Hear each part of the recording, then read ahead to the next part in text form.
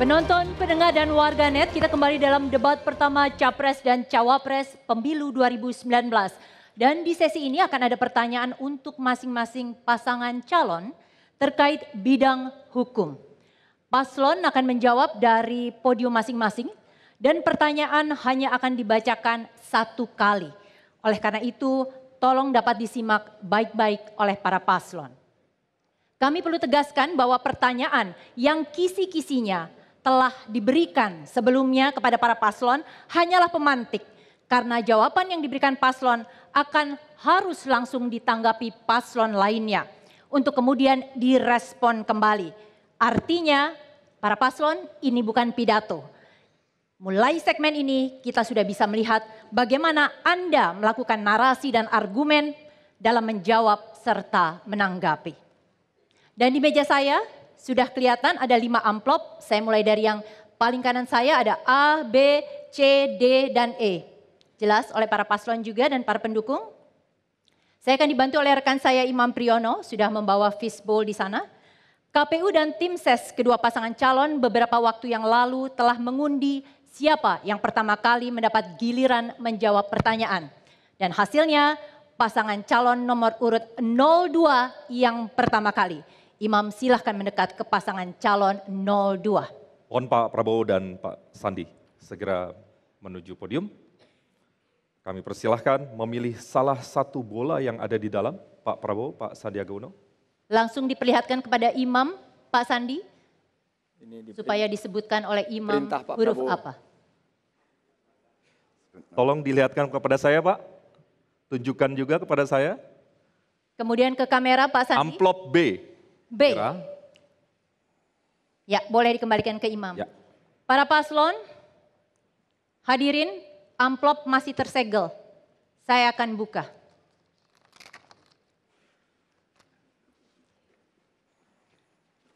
Harap didengar dengan baik, hanya dibacakan satu kali.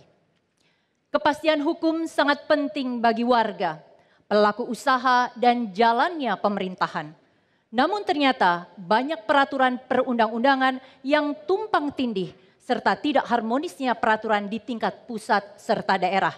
Apa strategi Anda untuk menyelesaikan masalah tersebut? Akan dimulai ketika Anda menjawab. Waktunya adalah 2 menit. Silakan. Kami akan memberdayakan Badan Pembinaan Hukum Nasional. Kami akan perkuat dengan pakar-pakar hukum yang terbaik untuk melakukan sinkronisasi, penyelarasan sehingga undang-undang, peraturan-peraturan di pusat tidak bertabrakan dengan peraturan di daerah. Ini sulit, ini pekerjaan besar, tapi harus kita lakukan supaya ada kepastian hukum, supaya semuanya tahu sistem hukum di Indonesia dan hukum itu bekerja untuk semuanya. Partisipasi publik juga sangat penting. Kami akan melibatkan para ahli, baik dari universitas di pusat maupun di daerah. Karena banyak sekali produk-produk hukum ini juga diterbitkan oleh pemerintah daerah maupun DPRD. Jadi kami akan memastikan bahwa pekerjaan besar ini harus dipimpin oleh pemimpin utama, yaitu Presiden dan Wakil Presiden. Kami akan bertanggung jawab untuk memastikan harmonisasi dan sinkronisasi ini bisa menghadirkan kepastian hukum. Sehingga kepastian hukum itu bisa dirasakan menghadirkan keadilan. Bukan hanya untuk orang kaya, tapi juga untuk seluruh lapisan masyarakat. Kami ingin juga pastikan bahwa hukum itu bisa menghadirkan satu peluang untuk berinvestasi. Untuk membuka lapangan kerja. Negeri yang kaya raya ini, negeri yang luar biasa gemah ripah loh jinawi ini masih menyisakan banyak masalah. Lapangan kerja susah didapat, peluang usaha susah dilakukan oleh masyarakat karena ketidakpastian hukum. Di bawah Prabowo Sandi, hukum harus ditegakkan dan dalam waktu yang singkat harus kita sinkronkan dan ciptakan harmonisasi. Kepastian hukum akan meningkatkan investasi, lapangan kerja akan tercipta, kesejahteraan akan dirasakan oleh masyarakat. Kami berkomitmen, kepastian hukum ini akan menjadi prioritas utama di bawah Indonesia Menang, Prabowo Sandi, adil makmur di 2019-2024. Waktunya habis. Langsung saya persilahkan, harap pendukung paslon 02 ditahan dulu. Saya langsung persilahkan Paslon 01 menanggapi jawaban dari Paslon 02, waktunya adalah 1 menit, dimulai dari kata pertama yang diucapkan. Kami berbeda dengan Pak Prabowo dan Pak Sandi. Penting sekali harmonisasi regulasi kita. Oleh sebab itu, kami akan menggabungkan fungsi-fungsi legislasi, baik yang ada di BPAN, di Dirjen, peraturan perundang-undangan, dan fungsi-fungsi legislasi yang ada di semua kementerian. Dan kita gabungkan dalam badan yang namanya Pusat Legislasi Nasional, sehingga dikontrol langsung oleh Presiden. Tahan. Dikontrol langsung oleh Presiden, satu pintu, sehingga tidak terjadi tumpang tindih. Perda-perda yang ada di daerah-daerah juga harus berkonsultasi agar tidak tumpang tindih, konsultasi ke Pusat Legislasi Nasional. Yang kedua, akan kita sederhanakan semuanya, sehingga apabila ada tumpang tindih langsung kelihatan dan bisa kita lakukan revisi dengan baik. Baik, saya langsung berikan. Harap tenang untuk pendukung Paslon 01, kita lanjut kepada Paslon 02. Silakan memberikan tanggapan atas tanggapan Paslon 01. Waktunya adalah 1 menit. Silakan. Baik, terima kasih. Kalau saya kok tidak lihat perbedaan. Karena memang pemerintah ya bertanggung jawab untuk melaksanakan penyelarasan dan juga untuk melakukan perbaikan, kemudian juga menghasilkan produk-produk itu. Ini tugas pemerintah. Pemerintah adalah, Presiden adalah Chief Law Enforcement Officer, adalah penanggung jawab pelaksanaan dan penegakan hukum. Itu tanggung jawab Presiden. Jadi saya tidak mempersoalkan itu, tapi yang jelas kenyataannya sekarang tumpang tindih, menumpuk begitu banyak peraturan, perlu ada bantuan pakar-pakar untuk membantu pemerintah mempercepat ini masalah semua. Kita ingin percepatan. Selalu urusan di Indonesia masalah terlalu banyak, masalah terlalu besar. Kita ingin terobosan, harus ada terobosan. Itu jawaban saya. Baik, kita boleh tepuk tangan untuk kedua paslon sebelum kita masuk ke sesi berikutnya.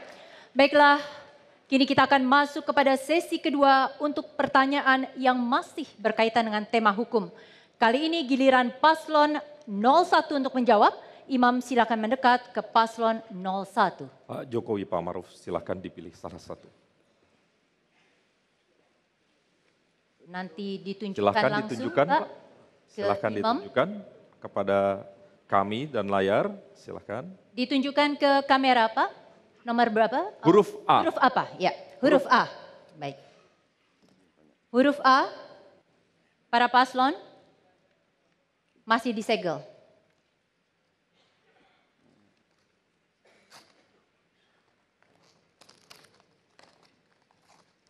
Harap diperhatikan, pertanyaan hanya satu kali. Di masyarakat kerap dipertentangkan antara ketegasan penegakan hukum dengan isu HAM. Dalam konteks seperti apa ketegasan penegakan hukum harus dikedepankan dan dalam konteks apa HAM yang harus mendapat perhatian. Jawaban harap merujuk pada kasus-kasus konkret agar dapat secara jelas menggambarkan permasalahan yang dihadapi. Waktunya adalah 2 menit dimulai dari perkataan pertama. Silakan. Jangan mempertentangkan antara HAM dan penindakan hukum. Penindakan hukum yang sesuai dengan prosedur itu bukan pelanggaran HAM. Misalnya penahanan terhadap tersangka memang itu merampas kemerdekaan seseorang. Tapi penegakan hukum itu melindungi masyarakat. Jadi kalau ada tersangka korupsi misalnya, ditahan, itu bukan pelanggaran HAM. Itu adalah prosedur hukum yang memang harus dilakukan dan kita ingin aparat kita tahu bahwa itu dilakukan agar misalnya tersangka tidak menghilangkan barang bukti. Yang kedua, mungkin calon tersangka tidak melarikan diri. Dan jika ada pelanggaran hukum yang melanggar prosedur, penindakan hukum yang melanggar prosedur, ya silahkan, ada mekanisme yang bisa kita tempuh lewat pra-peradilan misalnya. Jadi sekali lagi jangan dipertentangkan antara penegakan hukum dan HAM. Mungkin Pak Kiai bisa menambahkan. Cukup. Sudah Waktunya cukup. masih ada. Ya. Mau ditambahkan paslon 01? Saya tidak menambah. Saya mendukung pernyataan Pak Jokowi. Baik, kita langsung saja kepada paslon pendukung 01. Kita langsung pada paslon 02. Silahkan menanggapi jawaban dari paslon 01. Waktunya 1 menit. Kami ingin bertanya bahwa Bapak kan sudah memerintah selama 4 tahun lebih. Yang kita ketemukan ada perasaan di masyarakat bahwa kadang-kadang aparat itu berat sebelah. Sebagai contoh, kalau ada kepala daerah, gubernur-gubernur yang mendukung paslon nomor 1, itu menyatakan dukungan tidak apa-apa. Tapi ada kepala desa di Jawa Timur menyatakan dukungan kepada kami, sekarang ditahan Pak, ditangkap. Jadi saya kira ini juga suatu perlakuan tidak adil, ya, juga menurut saya pelanggaran HAM karena menyatakan pendapat itu dijamin oleh Undang-Undang Dasar, Pak. Jadi sebetulnya siapapun boleh menyatakan pendapat, dukungan siapapun. Saya kira ini yang kami mohon Bapak perhitungkan, mungkin juga ada anak buah Bapak yang mungkin berlebihan. Waktunya habis Pak Prabowo. Selanjutnya langsung dari paslon 01 menanggapi tanggapan paslon 02, waktunya 1 menit. Ya jangan menuduh seperti itu Pak Prabowo. Harap tenang. Silakan Kita, dilanjut, Pak. karena kita ini adalah negara hukum, ada prosedur hukum, ada mekanisme hukum yang bisa kita lakukan. Kalau ada bukti, sampaikan aja ke aparat hukum. Jangan kita ini sering gerusa-gerusu, menyampaikan sesuatu, misalnya jurukamnya Pak Prabowo, misalnya ini, katanya dianiaya, mukanya babak belur.